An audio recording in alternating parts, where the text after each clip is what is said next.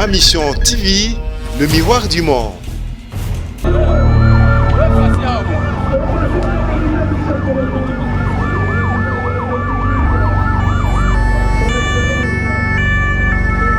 Sana kobwaka basalite na biso na se kaka bona balabala. Mais omitia na motu na bino ke moto nyonso soki aleki esika wana asali mpe kaka ndenge moko na yo osali wana. Biloko wana basalite wana ekoma ebele. Omona ezibi baterase oyo ya biso oyo esengeli kobwaka mai oyo tozali koutilize to mai ya mbula ntango ezonoka. Alobi bino peuple ozali kosenga biso bakonzi totika makambo ya moyibi, makambo ya kanyaka, makambo ya kotiaka mbongo ya peuple na libenga. Biso pe toza kosenga bino po bosunga biso na eloko wana esengeli bino pe bobongola makanisi na bino.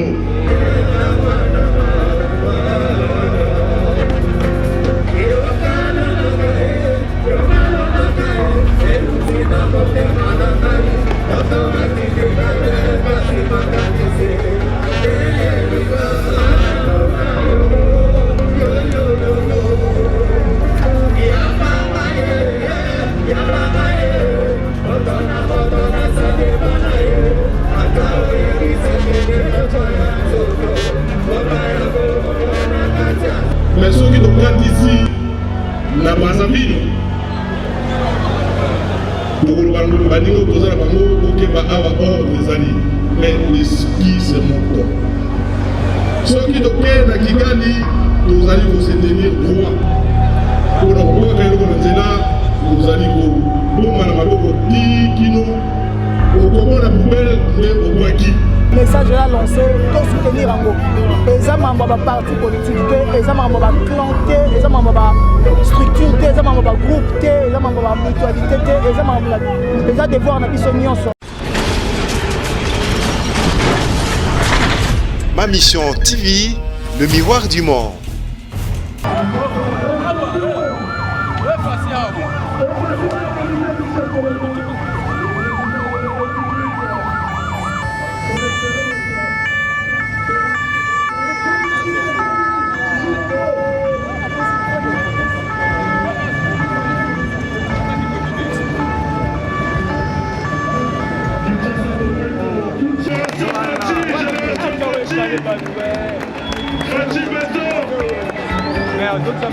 Mesdames et messieurs, nous vous annonçons l'arrivée de son Excellence, Monsieur le Président.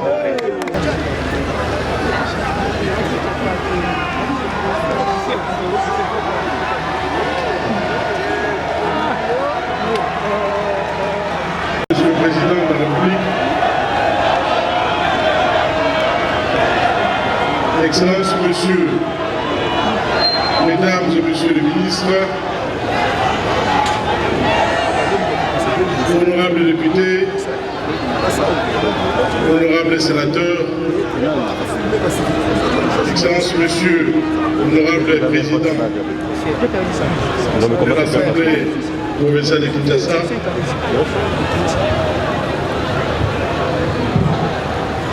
Excellence, Monsieur le vice-gouverneur de la ville de Kinshasa,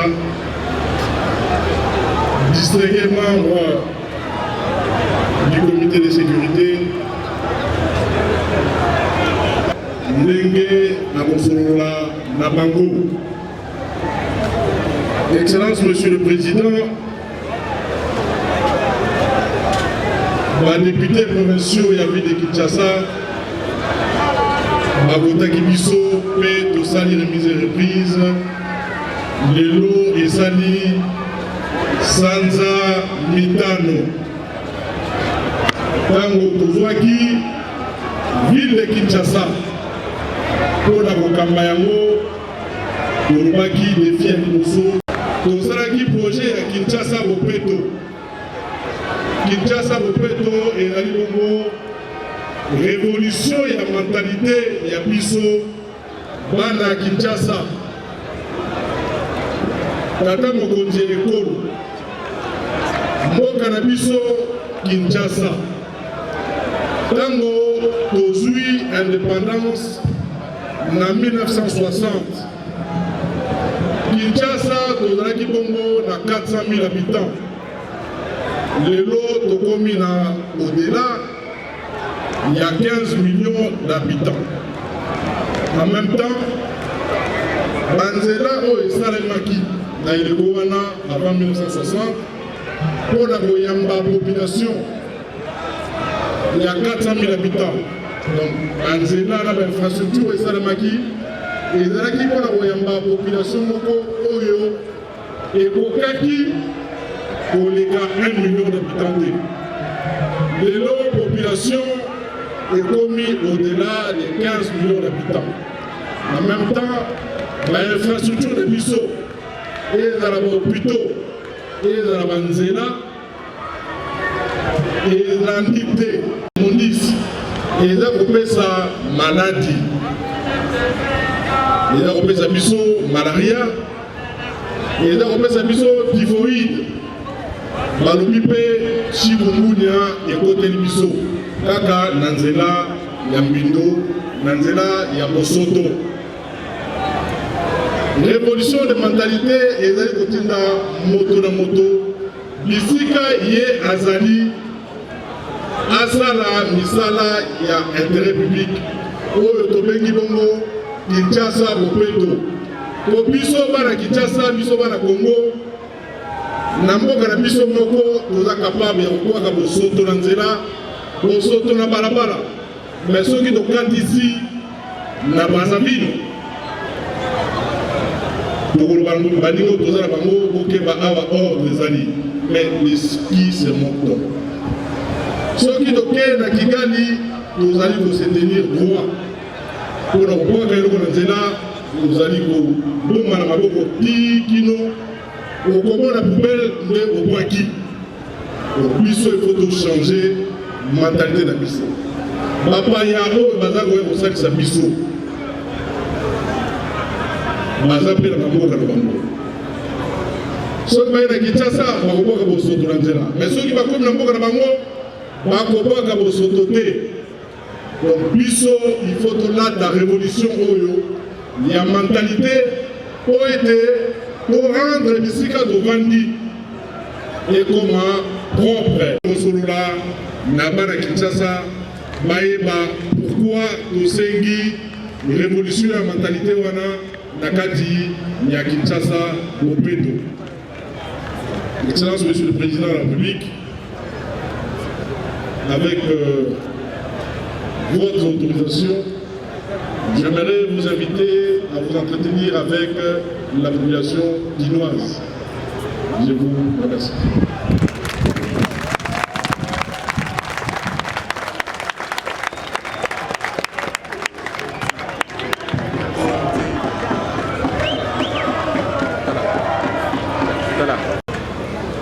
Yamiso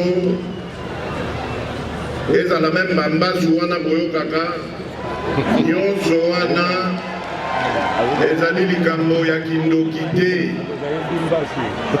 ezali likambo ya motema mabe ya moninga abwakeli yo te ezali likambo etali comportement na biso moko comportement wana ezali comportement ya mabe oyo tozwi utakala eye kokota siko na babitude na biso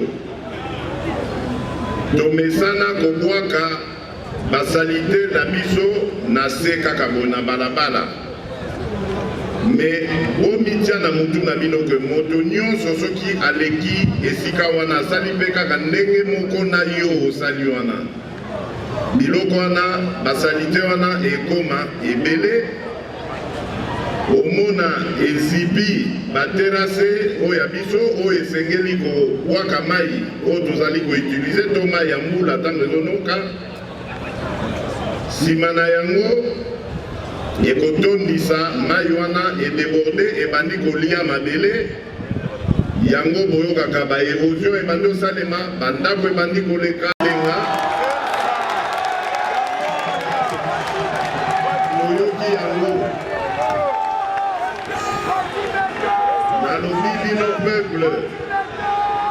ozali kosenga biso bakonzi totika makambo ya moyibi, makambo ya kanyaka, makambo ya kotiaka mbongo ya peuple na libenga. Biso pe toza kosenga bino po bosunga biso na eloko wana esengeli bino pe bobongola makanisi na bino. Bino nde bozali oyo babengaka na français souverain primaire. Papa gouverneur a rappelé yango, priorité na biso ezali le peuple d'abord. Mais kasi po peuple azala d'abord esengeli peuple alakisaki bokonzi na ye. Po bino nde bozwaka mokano ya kotia mokonzi mpe ya kolongola ye. Alors soki bozali bino moko na contrôle na bino te, alors ça veut dire que bokonzi na bino bozali kobwaka ngo na balabala. Bwaka bosoto wana oyo tozali kobwaka, soki toutilize yango malamu, tokoregle baproblème ebele ezali na kati ya Kinshasa oyo. Po bosoto wana na mayele ya baingénieur na biso ya lelo bakoki kozwa yango, soki bobwakaka ngo na esika moko elongobami bakolokota yango e bakoki kobongola ngo na makambo ebele na biloko ebele. Bosoto wana bakoki kosala nango bapave oyo ya se babanda kodale babalabala to batrottoir. Bosoto wana bakoki kosala nango makala nesika tokukaka banzete toya koluka so baproblème misusu ntango bambula ezonoka, esengeli kozwa bosoto wana kobongola ngo makala kobanda kotumba nango biloko ya kolia.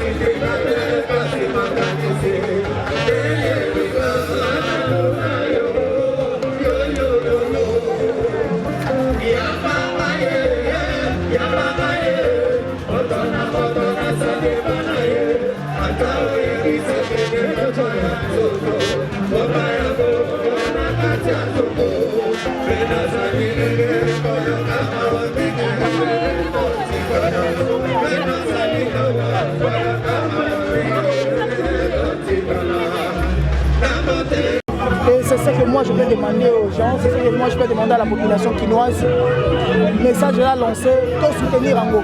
Les hommes ont un parti politique, les hommes ont un clan, les hommes ont une structure, les hommes ont un groupe, les hommes ont une mutualité, les hommes ont un devoir na biso nyonso. Impression na biso ko yamba mokonzi na Bandalunga lokola boyebi Bandalunga ndenge mokonzi alobi. Bandalunga eza Paris, Bandalunga eza capitale administratif politique à Kinshasa. Bandalunga est référence à Kinshasa. Donc, tout saluer venue à chef de l'État, tout saluer l'initiative Oyo, il y a Kin Bopeto, tout accompagner ensemble avec le premier citoyen de la commune de Bandalunga, Nengo Boyebi, tout ça qui est déjà pouvoir, tout Ndimi Misala Naye, tout Lingi Misala Wanaïs à la continuelle. Donc, Bandal est retrouvé par valeur Naye, Bandal a toujours un esprit à unité, Bandal a toujours un esprit à Bopeto Nenge Zalaki Kala, le Bandal est commissaire salité bandal comme référence ya ba kuluna et comme référence ya ambiance et comme référence ya ba voyou et comme salité bandal ezaki sous ndenge ezalaka te mais je pense que on peut ensemble avec les premiers citoyens de la commune de Bandalungwa avec le gouverneur avec la vision des chefs de l'État tokoyo kozongisa bandal penza na lolenge na ye ndenge ezalaki bandal ko retrouver ba valeur na ye bandal ko retrouver bana na ye ya mayele toko pesa pe mayele na bourgmestre oyo akoti sika ndenge nini toko kamba bandal ndenge nini toko supprimer ba irrégularité nyonso oyo ezali ko cadrer na bien-être ya population te donc toko bunda ensemble na bana nyonso ya bandal o ba bundelaka bandal parce que na bandal bana nyonso ba bundelaka ba valeur ya bandal te donc toko supprimer ba irrégularité nyonso oyo ezobebisa image ya Bandalungwa donc Bandalungwa eza miroir ya Kinshasa toko continuer ko défendre ba valeur ya Bandalungwa étant monsieur bandal ndenge ba bengaka nga na bana bandal na kolemba te ko continuer ba valeur ya Bandalungwa na kolemba te pe ko continuer vision à chef de l'État ce que ça dans le bon sens pour l'intérêt à peuple mais ce que ça mabe to ko apporter ba proposition pe ba critique kaka pour l'intérêt à république na koyoka mokonzi mboka ndenge alobi ke ba bourgmestre ba soutenir ba jeune baza wana po basala misala ba mekaka pe ko futaka bango donc natif pe ya bandal pe congolais ovi et likanisi malamu président a lancé. En fait, nous on va apporter ma proposition par rapport à l'initiative au président AIBC bourgmestre. Parce que bandala normalement il faut comme autonome à vivre na ba recette na ye. Mbongo oyo bandokota na bandale bandako servir car na misala neti kin bopeto par exemple bandal bopeto par exemple. Donc commune ya bandal il faut azala na unité moko. On va proposer des choses oyo comme ma bandal vraiment oyo ba bourgmestre mususu ba kolana. Je pense que na bandal to za exemple à suivre. On va proposer des solutions par exemple baka mususu ba délinquant primaire ba délit mususu za ba délit ya ko condamner te ya kotina mutu na prison te parce que ba prison etondi. Toko zo kaka bana wana o ba sala ki banditisme au condamner na intérêt moko travail moko intérêt général. Donc voilà to bandé ni to proposer ba idée belé de façon que to tombo la penza bandal. Donc et bazala vraiment honnête par rapport à message à chef de l'État ba pesa jeunesse a comment utile parce que nous voudrions sortir la jeunesse du sentier bâti. Jeunesse a koko zala wana kaka te focaliser na lotoko focaliser na diamba non to na musique.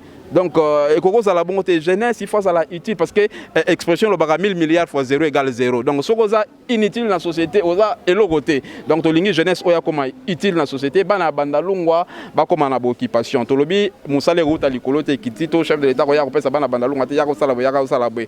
Toko créer, toko pesa mayele, toko pesa ba idée, ba proposition de façon que jeunesse oyo a se relever, jeunesse oyo a prendre relève et à venir na. Merci beaucoup. Ma mission TV, le miroir du monde.